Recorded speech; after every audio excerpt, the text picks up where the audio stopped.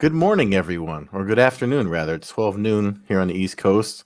Happy Valentine's Day to all you lovers out there. This is Ed Carbajal for MMAnews.com. You can check out MMAnews.com's YouTube channel. We've got new interviews with Jairzinho Rosenstrike and Alex Hernandez up there, as well as some other stuff from upcoming events that haven't happened yet, like with Drew Dober. You can follow me on Twitter at Carbazal. And this is on streaming right now on my Twitter page, but you'll find it where it lives at the MMAnews.com YouTube channel. So make sure if you watch this over at MMAnews.com, you like and subscribe and click the bell notification for all the new content we have coming up with interviews and stuff like I just mentioned. So now let's get into it. This is the one after UFC 258 and all of the Bellator announcements this week, which there's a lot of articles up from those announcements over at MMAnews.com. Before we get into the current news, I just want to, there was a question from last week that one of our loyal viewers, shout out Luke Lopez, who asks, let me put this up. Kenny Florian put out some info on GSP versus Khabib is on. Do you think it happens? Meaning, do I think it happens? No. I'm pretty sure Khabib is done, and they asked Dana White to leave him alone. He did say something interesting because Dana White was like, if Khabib says to leave him alone and stop, then I'll stop. But he said he hasn't said that, has he? And I was kind of like, yeah, you do have a point there. But maybe Khabib's, that's just not in his. You got to remember, he comes from a very like, he's respectful to his parents and stuff like that. So he's probably has the same type of, like, he doesn't want to come off as too dickish to his own, soon to be former boss. But you never know, man. I mean, you never know. But I don't even think GSP is interested in fighting anymore. I mean, you take enough time off away from that whole cycle, and either you're going to get used to it or you get comfortable. And I just feel like maybe that's happened for GSP too. I mean, I know he's training whatever, but he said in an interview a long time ago too that, like,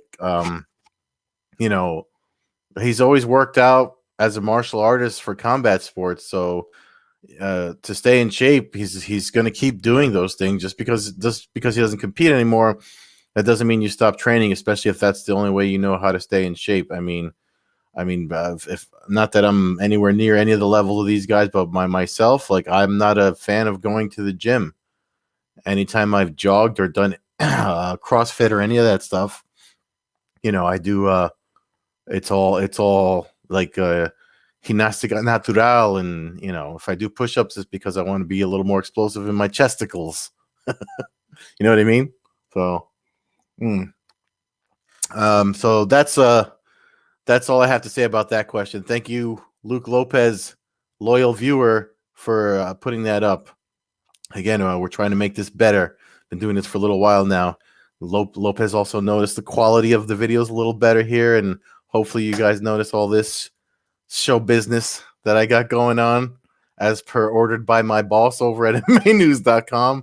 So anyway, let's get into it. I mean, without further ado, before we get into UFC 258, we can't go past this past week without mentioning all the news that Bellator announced, including the move to Showtime.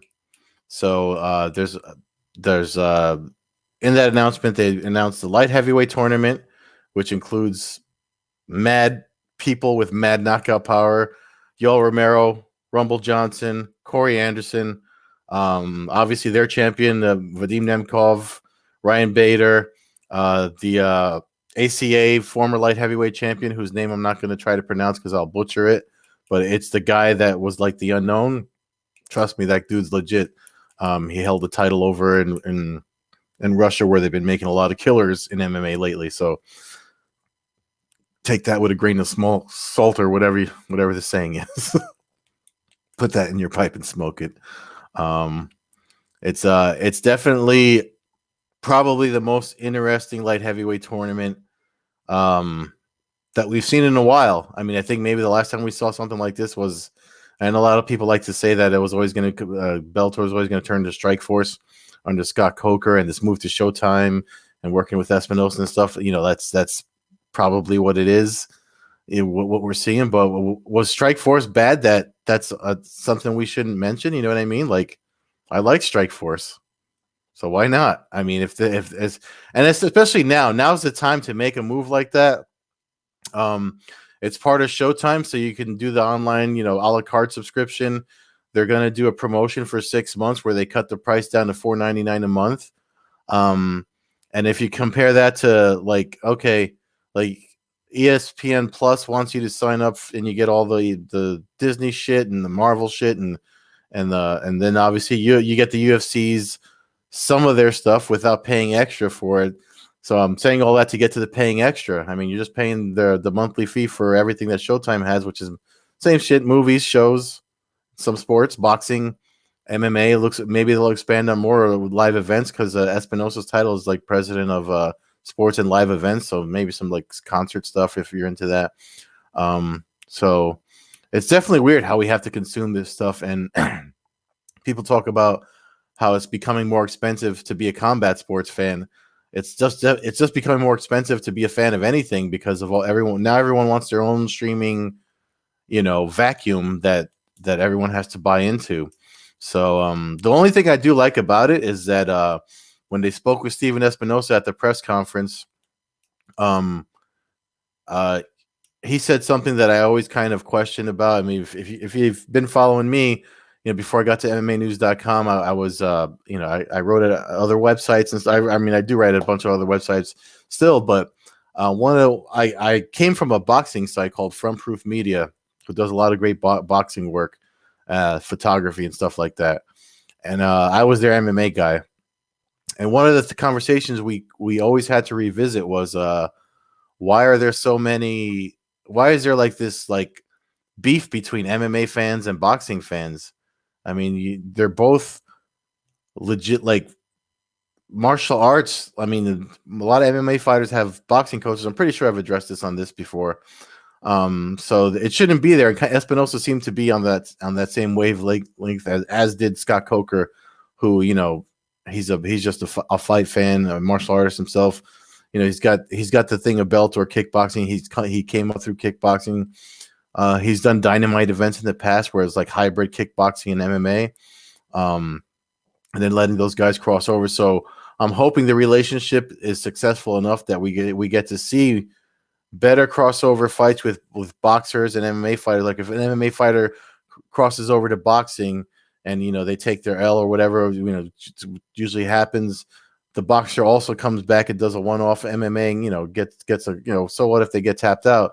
I mean, it proves the point that, there's levels, and the more you focus on the one discipline that you're focused on, or the many, that's where you're going to be good at. And there's obviously a high entertainment value for it. So I think there's too many egos. That's why you'll notice more. I mean, it's Valentine's Day, so I got to give the women a shout out. You'll notice more women cross over back and forth between both than men do, because they don't have the sensitive egos that we men do. And I'm a man, and I'll tell you right now, I get mad sensitive about mines. So that's all I'm going to say about that. All right, so let's get into UFC 258. Before I move on to that, one thing, I wrote a piece on Corey Anderson at MMAnews.com, and before I move on from Bellator to UFC, I want to say he said something interesting to me that was kind of in line with Scott Coker's comments about the light heavyweight division in Bellator. Someone asked him, I forget who, so it was at the media scrum, but I put the video up on my piece at MMAnews.com, where someone asked him, if I don't remember what the question was, but it was kind of like, do you agree with that or whatever? And Corey Anderson said, well, yeah, Bellator has a better light heavyweight division. Because look at what we're doing here with all light heavyweights, and they're getting a middleweight to come fight the light heavyweight champion because they don't know what to do with it. And that kind of made me, not for nothing. You know what I mean? Got to agree with that. So, all right. So let's get into UFC 258, welterweight title main event. And I think we would be remiss if we didn't, mention the fact that one thing that stood out to me. I've interviewed Gilbert Burns before, spoken to him. Super nice guy. One thing about the lead up to this is that these guys knew each other very well, trained together, training partners, and it's just one of those things that there's people that are like, oh, why are you making such a big? If you don't understand it, it's because you've never been in the environment. So like when guys train at the same, it's like if you were imagine you were in I can't even relate it to any of these ball bag sports. It's part of that martial arts culture where it's just like we're all part of, you train together, you make each other better. It's like you're in this family. So when the business side of competition comes in, and Gilbert Burns wants to be a champion, he moved up to 170 from being a lightweight. He moved up to 170, and just so happens one of the training partners he came up with also has the title. The business side says if you want to be a champion, you have to beat the champion. And it doesn't matter who it is, and that's what Gilbert Burns wanted to do. There was no bad blood. You don't need it. You don't need the trash talk. You don't need the beef. So that's what his intention was. And the flip side to that coin is, as a champion, when it comes to being the business side of professional MMA and competition, you have to defend that title no matter who the challengers are. They put up a list of like beefs like this from the UFC's history, like the Chuck Liddell, Tito Ortiz one, Rashad Evans, John Jones, and this. You know what I mean? That's one of the unfortunate things. Somebody always has to break the. It does cause drama. You know what I mean? It makes a positive place, which is wherever they train or you train. And it brings negative energy in, which is never welcome. Which is why Henry Hooft kind of just said, "I'm not coaching any of them." You know what I mean? So there's folks that seem to like bash that and not understand it. It's like you just have to be in that environment to understand it. You know what I mean? So it is what it is. Anyway, let's get into these takeaways. So obviously, going into a UFC event, there were some things that happened that the UFC on fight day has had a reputation of like losing one or two fights, but with the state of COVID now, they lost Jillian Anderson, Miranda Maverick, Bobby Green versus Jim Miller. Apparently Bobby Green had an issue with weight cutting. They said he was deemed medically unfit to fight.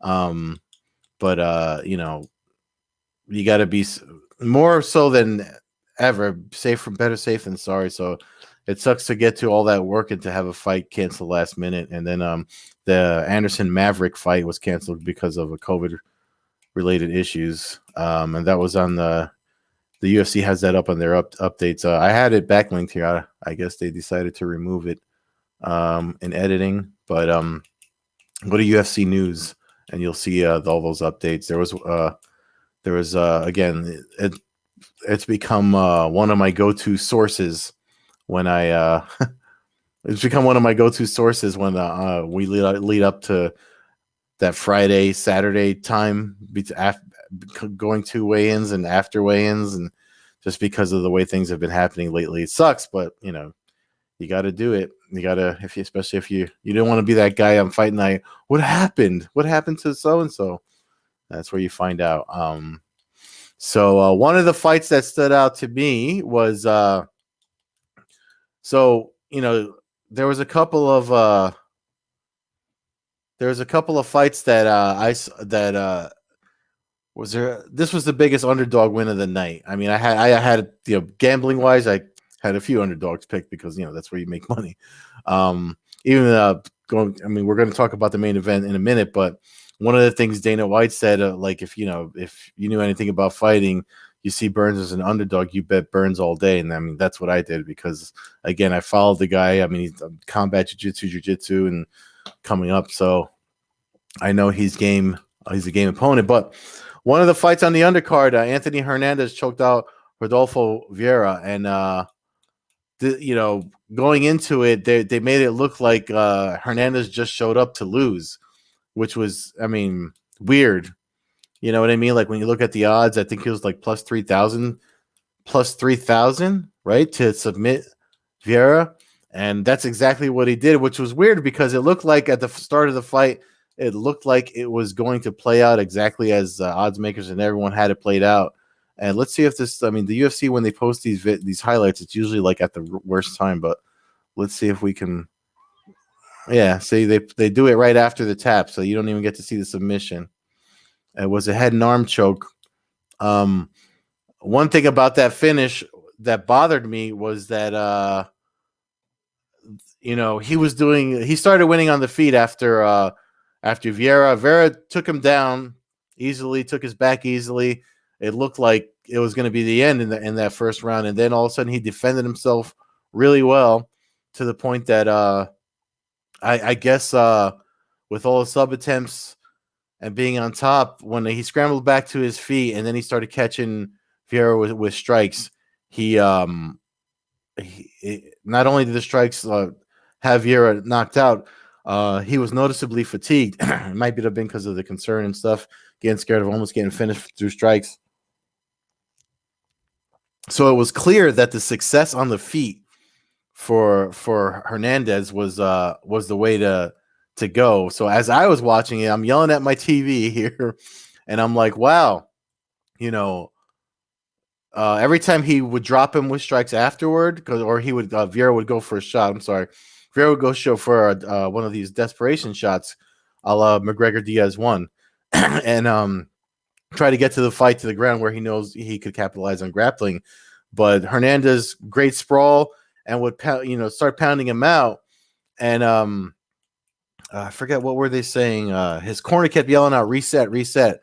But Vieira really kind of wasn't listening. Like he was, but he wasn't, because he kept trying to do some sort of anaconda or it looked like an anaconda he was trying to set up most of the time. And then, it was kind of like, don't do that. He knows how to get out of that. But he started mixing it up with Vieira turtled up and striking, which led to the head and arm choke that he eventually got. And, when you tap, I mean, it's MMA, it's fighting, it's not jiu-jitsu. But there is some bragging rights that come with tapping a guy at Vieira's level in grappling, to make for a little name for yourself. And so he got that submission. There's probably better clips out there. I know I added that was one of the first ones on there. I don't know why the UFC does that. They put the celebration up, but they don't put the move up. I think ESPN. I probably should have looked for an ESPN video for that, so you could see the whole thing. But it was definitely a shocker. And I mean, if you had money on Hernandez, boy, you made out like a bandit. My bets didn't come in last night. Figures, heartbreak, Valentine's Day weekend. What do you expect? One of the cool things that happened, though, I mean, some people in the space of combat sports, you get used to seeing so much, you don't realize how long they've been there. I didn't even think 25 years. I mean, if you look at older fights, you'll see, this now looking at Bruce Buffer, you're seeing he's got his hair gray and stuff like that. But they put this shot up of this cool jacket, that smoking jacket they had made for him. And, I write this thing as the night goes on. During the pay-per-view or leading into the pay-per-view, they put up a video just all the time. And Bruce Buffer is definitely somebody that came into, because people know about Michael Buffer or whatever, and let's get ready to rumble, and Buffer kind of was the shadow of that. Bruce Buffer was kind of the shadow of that until obviously with the UFC and MMA growing in popularity. Now he's the voice in an arena yelling out, it's time and stuff like that. He did a Q&A at back when the UFC did real fan events, 2015 Q&A at International Fight Week. I think it was in the Palazzo in Las Vegas, if I'm remembering right. And he talked about how all the stuff he does to take care of his voice on fight night, like honey and Riccolo drops or something like that. The guy definitely fell into the craft of being a ring announcer, and there's a reason why he's good at it. And he always tells a story of how he was blown out his knee, spinning around and doing all the animation and stuff that he does.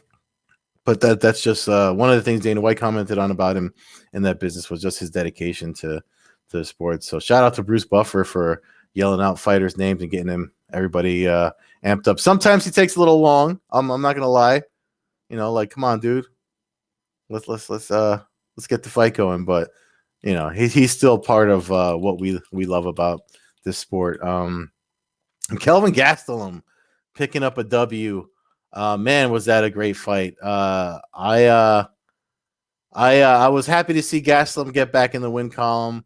I feel like some people had him beating, had Ian Heinisch beating him, just because he had 3 losses in a row. But I think those 3 losses stem from the war he fought against Israel Adesanya. And my opinion is that he still laid out the blueprint on how to beat Adesanya, but Adesanya is still on another level when it comes to striking. Maybe they'll see each other again at middleweight. Who knows how this move to light heavyweight for Adesanya is going to affect him? You know what I mean? Like as far as going up fighting that weight class and then coming back down, it could be a problem, couldn't be a problem. You never know. But that's, we have to worry about that way later when it happens. For now, Gastelum's back in the win column. And the cool thing that he said was that he offered himself up, and Paulo Costa and Robert Whittaker are supposed to face each other in April. And with earlier when I mentioned all the fight week and the stuff that happens between the before, during, and after weigh-ins up until fight nights in the state of COVID, they have to have backup plans. And Gastelum offered himself up as an alternate to step in for either man should Whittaker or Costa have to withdraw from the April bout. I mean, it's not a bad plan, in the state of COVID that we're the new normal, whatever you want to call it, that we're in. It's definitely something that needs to be taken into consideration. I mean, if you remember when Khabib and Gaethje faced off, Chandler was already signed, and they brought Chandler in as a backup should one of them not be able to fight. So, right. Good fight. Good head on Gastelum's shoulders. Gastelum's shoulders. I don't know why I felt like I said that weird. And then the Alexa Grasso versus Macy Barber. This was Barber's comeback fight. I know she's got she created a I don't want to call it a hype train because I still believe she's going to become a champion. She's definitely championship contender material. But this was her first fight back after getting over the knee injury that she suffered. I think I wrote in the our predictions here at MMAnews.com that that was going to be a factor. So I mean, I hope she doesn't take this L to heart, because if you've watched in that final round, we saw the Macy Barber that we saw in LFA and came up through UFC. So I don't think the loss should be taken. It's your first one back. You shouldn't take it that hard, and especially against someone like Grasso, who, not for nothing, showed some evolution of her own. Dana White said she's still got a ways to go, but I mean, if she keeps doing what she's doing, that way to go is going to be a lot shorter to getting her name mentioned a lot more, and the placement of the card as a co-main of the as a co-main event might have been questionable to some, but the fight was exciting. If you did wonder why it was there, I don't think you were wondering that after it was over. Mm. And then we get to what happened in the main event, friends and foes. So it's definitely weird to see it. Again, I talked about the whole thing with training together and coming up through the fight game together.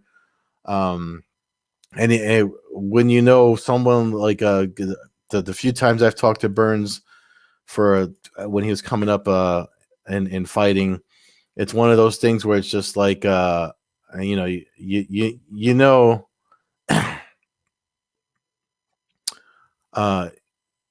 know he's got one of those what I was gonna say, heart on his sleeve. He wears his heart on his sleeve, and we saw that when the loss came.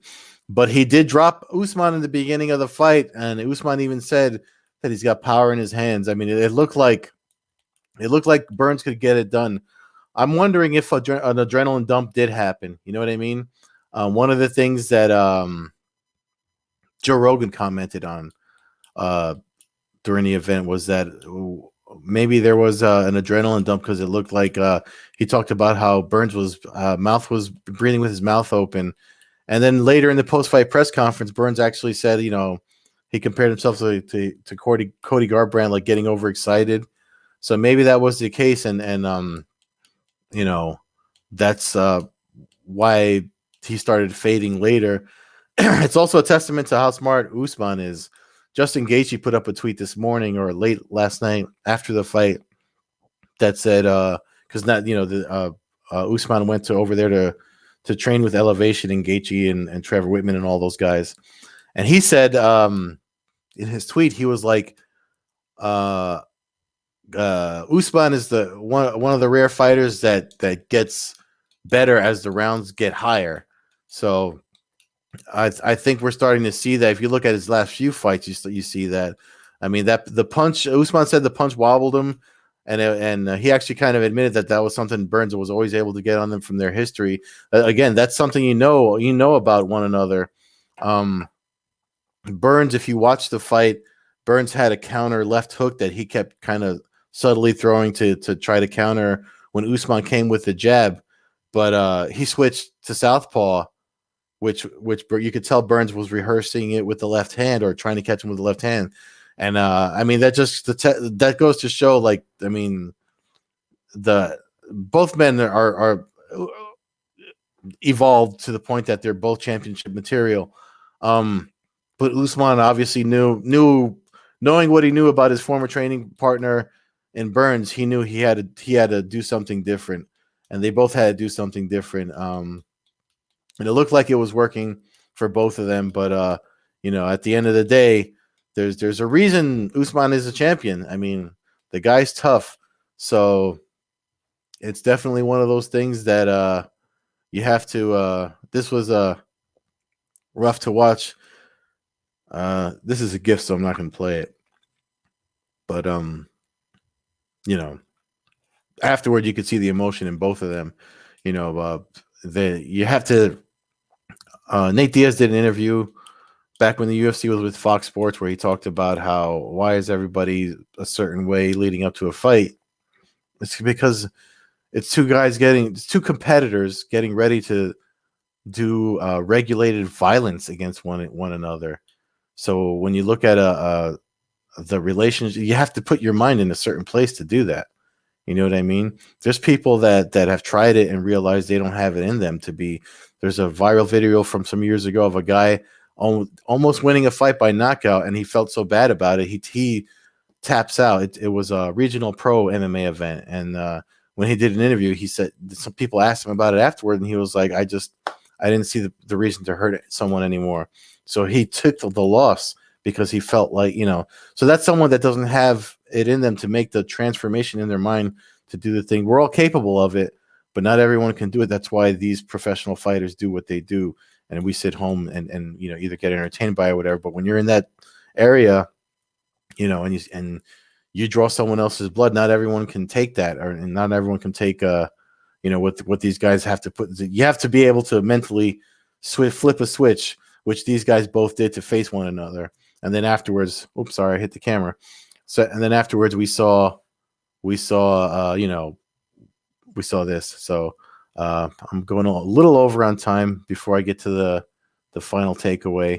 And I'm going to play this for you because I don't know for the, I don't want to get a copyright strike, but he pretty much called out Jorge Masvidal. You can see it go to the link of the article if you want to play it. It's on the UFC's webpage where he calls out Jorge Masvidal because of Masvidal's comments after the first time Usman and Masvidal fought. I wouldn't be surprised if it happens, just because Usman is obviously broken GSP's record for the title defenses. He's definitely someone that people recognize as top level in the game. Masvidal's a draw, whether or not he's still a draw after all the election nonsense that people, regardless of what side you're on. Either way, I think he's still a name and enough of a draw. Excuse me, to make that a worthy pay-per-view. One thing I gotta say is, like, people had to. Why the hell do people like? I get the Ultimate Fighter is part of the UFC success and stuff like that. But one of the things that kept coming up was having Masvidal and Usman as tough coaches, and I think Usman was being nice in the post-fight press conference where he kind of said, we're not doing this. Like, you know what I mean? Like, we're not gonna do. We're not going to do this gimmick of Ultimate Fighter. Even Dana White was kind of, someone asked, like, do you do them as coaches of Ultimate Fighter, or do you just get the fights going?